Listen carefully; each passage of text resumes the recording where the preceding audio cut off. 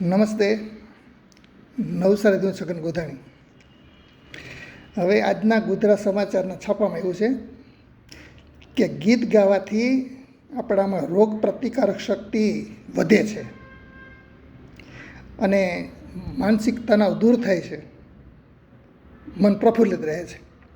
હવે આના અનુસંધાનો થોડીક વાત કરીશ મારે કે ગીત છે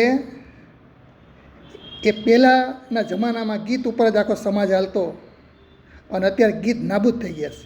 ગીત ગોતવા જવા પડશે, બોલો, ગીત જોવા મળતા નથી. એટલે પહેલાંના જીવનમાં ગીત આપણા જીવન સાથે વણાયેલા હતા. આપણું જીવન ગીતમય હતું, સંગીતમય હતું અને મજા આવતી. તમને આવડતું તે ન આવડતું છતાંય તમે ગીત ગુનગુનાવતા અને એનો આનંદ લેતા અને તમને મજા આવતી.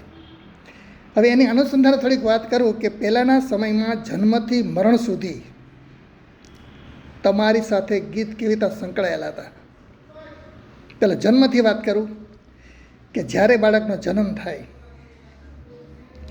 પછી બાળક ભૂખ્યું થયું ત્યારે ખાવાનું આપે કે દૂધ આપે અને તંદુરસ્તી સારી ન હોય તેને દવા આપે. પણ જ્યારે નોર્મલ હોય, બાળક રડતું હોય, એને ઘોડિયામાં સુવડાવો તોય રડતું હોય, પણ જો તમે એને ધીમે ધીમે હિંચકા ખવડાવો અને હાલેડા ગાવ તો બાળક સૂઈ જાય. ધીમે ધીમે થેપલી મારતા જાઓ, થેપલીનો અવાજ આવે, માતાના હાલાડાનો અવાજ આવે. બાળક ગમે એવું બીમાર હશે, થાકી ગયું હશે તો આ બાળક છે એ હાલાડાની હિસાબે સૂઈ જાય. નાના બાળકને પણ સંગીત ગમતું, બોલો, સંગીતની એટલી એના ઉપર અસર થતી. અને જ્યારે મૃત્યુ થતું માણસ ત્યારે પણ સંગીત હતું. કેવી રીતે?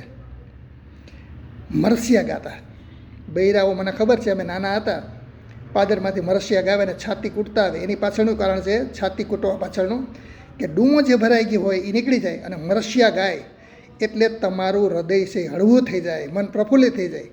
મરસિયા ગાવાથી મન પ્રફુલ્લિત થતું. મરસિયા ગીત છે એક જાતના. અને પુરુષો છે એ પણ એક લયબદ્ધ ઓ, આ ઓ એટલે એક ધારું સંગીત વાગતું. એનો અર્થ ઓમકાર. ઓમ બોલતા, ઓમ બોલવાથી મગજમાં સીધી અસર થાય અને આપણું દુઃખ હળવું થાય. એક ધારા તમે જોજો, માથા ઉપર પન્યા મૂકે અને ગામના પાદરમાંથી જ પુરુષો બધા રડતા આવે અને આ જ બધાના શબ્દો હોય, એક જ શબ્દ હોય. આ એક લયબદ્ધ હતું એટલે એ પણ સંગીત હતું. એનાથી એનું દુઃખ હળવું થતું.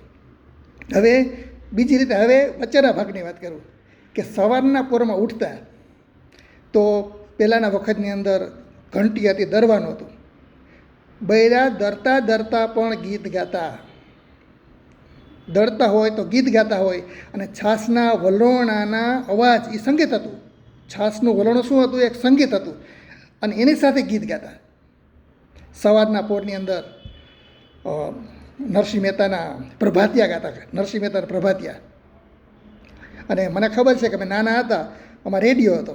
અમે સૂતા હોય તો સવારના પોરમાં 6 વાગે, 6:15 વાગે તો અમારા બાપા છે રેડિયો ચાલુ કરી દે, ભજન વાગતા હોય. સવારના પોરમાં ભજન વાગે, એવી મજા આવે ભજન સાંભળવાની.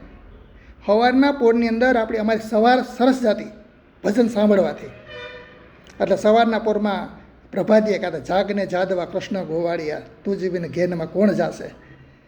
સવારના પોરમાં ઘરની અંદર ઘંટી લોટ દરતા દરતા, છાશ ફેરવતા ફેરવતા પણ સંગીતનો માહોલ એક હતો. પછી તમે આગળ જાઓ તો ખેતરમાં તમે જાઓ ને, ખેતરમાં તો ભડવારથી ઘેટા બકરા ચરાવતા હોય અને એ ઘેટા બકરા ચરાવતો હોય, રાફડો હોય ત્યાં બેઠા હોય, બાજુમાં લાકડી પડી હોય અને ઓલી પછેડી હોય ને, પછેડી એ આમ પગે બાંધી હોય અને પાછળ આટી મારી હોય. એટલે આરામ ખુરશી જેવું કામ કરે, આરામ જેવું ખુરશી જેવું. અને ત્યાં બેઠા બેઠા દુવા ગાતા હોય, દુવાને છંદ ગાતા હોય એકબીજા. અને એ મજા આવે. એને શું થાય, એ સંગીતથી એનું મન હળવું થઈ જાય. દુવા લલકારતા હોય અને સામે બીજો ભડવાર છે એ દુવા લલકારતા હોય. પછી આગળ આપણે જાય તો મને ખબર છે, મારા બાપાને બહુ ગીત ના આવડતા પણ એકને એક ગીત આવતા. એ સીટી વગાડતા, સીટી વગાડતા વગાડતા આમ સીટી, આ સીટી વગાડતા વગાડતા ગીત ગાતા, હાથી હાંકતા હોય તે. અને બળદને કુદરતી એની મજા આવતી. બળદ પણ એવા હાલતા હોય અને એને શોખ હતો હાથી હાંકતા હાંકતા ગીત ગાય. અને પછી એક ગીત મને યાદ છે, પહેલેથી સાંભળો મારા બાપાને મોઢે, ઝઘડો લાગ્યો રે જમુનાજીને પણ આખું ન આવડતું મારા બાપા, એક જ ગીત હોય, ઝઘડો લાગ્યો, એક જ એક કડી આવડતી, પણ ગમે ત્યારે તમે જુઓ એના મોઢા ઉપર આ ગીત હોય અને આખો દિવસ પ્રફુલ્લિત મન, તાજગી, એટલું ટેન્શન નહોતું. ખરેખર ઘરમાં કાંઈ ન હોય એ વખતમાં તમને ખબર છે, ઘરમાં પૈસા ન હોય, વરા કાઢવાના હોય, બધું કરજો માથે હોય, એટલું રાતને દિવસ કામ કરતા હોય છતાં એના મોઢા ઉપર થાક ના લાગે. બાપાના મોઢા ઉપર થાક ના હોય કોઈ દી. શું કરવા? એની પાછળનું કારણ આ છે, કોઈ દીને ટેન્શન એવું નથી લીધું. ખોટું ટેન્શન એટલે ગીત કે હળવા થઈ જાય, એનું મોઢું પ્રફુલ્લિત જ હોય. અને આજના સમયમાં તમે જુઓ કાંઈ નથી છતાંય આપણે એમ છે કે આપણી ઉપર ટેન્શન છે. ગીત વહી ગયા. લગ્ન ગીતમાં તમે લગ્નની વાત કરો, અહીંથી જાન ચાલુ થાય ત્યાંથી આપણે ચાલુ થાય, સૂરજ ઉગ્યો ને હરણું આથ નીરે વીરને, ત્યાંથી ચાલુ થાય છેલ્લે સુધી ગીત ગાતા. 1 મિનિટ બંધ ન હોય જાનમાં, ગાડામાં જાનું જાતી 1 મિનિટ બંધ ન હોય. અને ત્યાં તો રમઝટ પડતી હોય. ગામડામાં તો ઘડીક વાર ઓલી બૈરા વાં જાય, ઉતારે આપે, ઓલી બૈરા આમ ઉતારે જાય, વાં ઉતારે જાય, અને ગીતની રમાઝટી જ બોલતી હોય. એક પછી એક કેટલી જાતના ગીત હોય. બોલો, જમવા માંડવે બેસાવે તો ગીત જુદું, કન્યાને પધરાવે તો ગીત જુદું, જમવા જાય તો જુદું, જમવા પૂરું થાય પછી ઘરે જાય તો એ ગીત જુદું, વાં ઉતારે જાય તો ગીત જુદું, જાન ઉઘલાવે તો ગીત જુદું. અને એ વખતની અંદર એકબીજાને આપણે જમાઈ માટે ગીત ગાતા.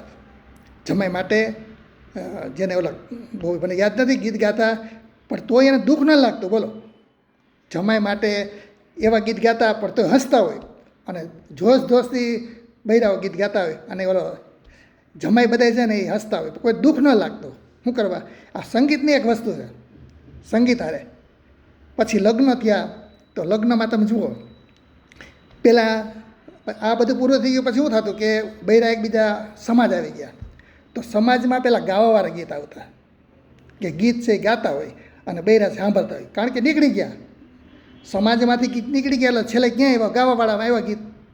એટલે ગાવાવાળા પછી 15-20 હજાર રૂપિયા લેતા, તો એ તમને થોડી ઘણી મજા આવે, પણ સાંભળતું કોઈ નહીં. ગીત કોઈ સાંભળે નહીં, એનો કોઈ ધ્યાન ન હોય. એકલા ગાતા હોય, એક વગાડતા હોય, એના 15,000 પૂરા. અને માણસને એમ થાય કે ગાવાવાળા આવ્યા છે એમ. પણ ઓલો જે માહોલ હતો ગામડામાં, જે નીચે બેસાડીને જમાડતા, ટંકોરી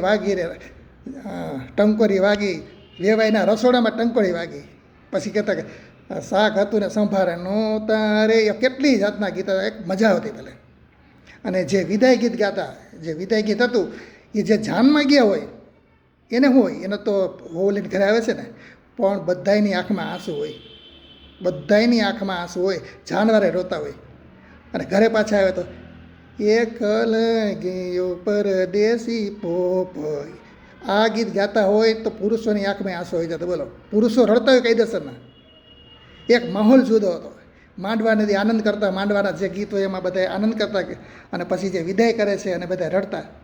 હવે છેલ્લે ઓલા જે ગાવાવાળાના ગીત એ નીકળી ગયા, એ હવે ડીજે ચાલુ થઈ ગયા. તો 5,000 રૂપિયા આપો એટલે ડીજેવાળા છે એ ગીત વગાડી જાય, એટલે ગીતનો માહોલ પૂરો થાય. ગીત વહી ગયા જિંદગીમાંથી.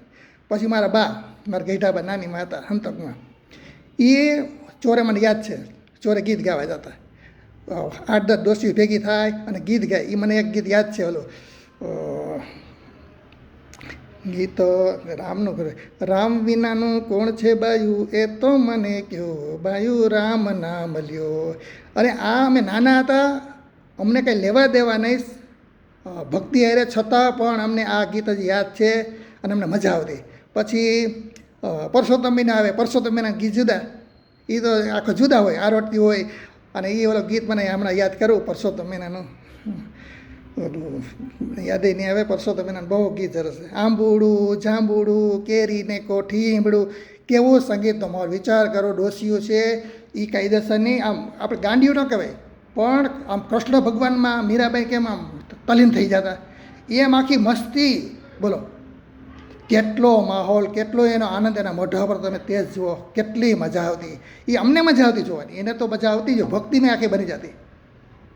પછી હાથમ આઠમ આવે કે ભીમે 11 આવે, ગીતની વાત કરું છું. 15 દિવસ પહેલાં તરોડાના ચોકમાં બૈરા બધાય રાસ લેવાના ચાલુ કરી દે. કેટલી મજા આવતી. બધા કોમના રાસ લેવા ભાઈઓ આવે. પુરુષો રાસ લે ઢોલકા ઉપર, બોલો. પુરુષો રાસ લેતા, પછી પુરુષો અને બૈરા બધા આમાં રાસ લેતા. કેટલો આખો માહોલ જોયો. આખું ગીત નીકળી, ગીત વસ્તુ તો આખી નીકળી ગઈ. પછી આપણે કોઈ જાત્રામાં ગયા હોય તો જાત્રામાં ગયા હોય તો શું થાય? 15 દિવસથી આપણી ઘરે ગીત ગાવાના ચાલુ થાય. ગીત ગાવા બધા આવે. 15 દિવસ સુધી દરરોજ ગીત ગાય, બોલો. 15 દિવસ સુધી. અને લગ્ન લખાણ આવે ત્યારે 8 દિવસના હોય, 9 દિવસના લગ્ન હોય. આ 9 દિવસના લગ્ન હોય તો 9 દિવસ આપણી ઘરે ગીત ગાવા આવે. સંગીત, આપણો જે આનંદ હતો એના સહભાગી થવા આખા ગામના બેર આવતા, ગીત ગાતા. અને આખો માહોલ, એમાં છોકરાને મજા આવતી. એ રખડતા હોય, છેલ્લે પતાસા વેચે ને આંબીલા વેચે ને, પણ એક માહોલ જુદો આખો હતો. ગીતનો માહોલ, લગ્ન પ્રસંગના માહોલ આખો જુદો હતો. આપણું ગીત આખું નીકળી ગયું, આખી સિસ્ટમ નીકળી ગઈ ગીત છે. અને પહેલાં માણસ મરી જતું, ગુજરી જાય તો એની પાછળ ભજન બેસાડતા, ભજન કીર્તન બેસાડે, ભજન આખી રાત ભજન હાલે, બોલો. એ ભજન આખો માહોલ છે. જે માણસ જેના ઘરમાં કોઈ ગુજરી ગયું હોય એ માણસને યાદ એને ફરી વખત આવે ખરી, પણ એને સારા એના સ્વભાવના હિસાબ આવે. અને એમ થાય કે એના આત્મા છે એને મોક્ષ મળી ગયો, શાંતિ મળી ગઈ ભજન બેસાડવાથી, એવું એને થતું. અને આખો સંગીતમય માહોલ, ભક્તિમય માહોલ બની જતો. પણ એના કરતાં બીજી જ તમને વાત કરું કે નાના છોકરા, અમે ભણતા ખબર છે, મોઢે રખડતા હોય ને, મોઢે રસ્ય કે ગમે પડે, અમે મોઢે એક જ હોય, મારી વાડી મારી ગણી વાવી ઓ રાજ ઝૂલણ વણજારી. પછી ઓલી આવતું, વા વા વંટોળિયા, હારે અમે ગાડામાં બેસીને જતા હતા, વા વા વંટોળિયા. પછી ઓલું, જળ કમળ છંડી જા. આ કેટલા ગીત છે, મોઢે ગીત છે, બોલો. અમે જ આપણે જે ભણતા ઝૂલણ વણજારીવાળા, વાગે છે રે વાગે છે વૃંદાવન મોરલી, વાગે છે રે વાગે છે વૃંદાવન મોરલી વાગે છે. આવી કેટલી કવિતા આપણે મોઢે આવડતી. ટીચરે પાકી કરવાની કીધી નહોતી, છતાં પણ આપણે અજીબત કવિતા યાદ આવશે. એટલે મારું કહેવાનું શું, અત્યારના છોકરાને પૂછજો, કવિતા નહીં ગાઈ નહીં શકે. આખું સંગીત નીકળી ગયું, બોલો. આખું સંગીત નીકળી ગયું. એટલે આ ખરેખર છાપામાં લખ્યું, બરાબર છે. સંગીતથી છે ને આપણી તંદુરસ્તી સુધરે છે. ભલે તમને ગીત આવડે કે નહીં, ગુનગુનાવો.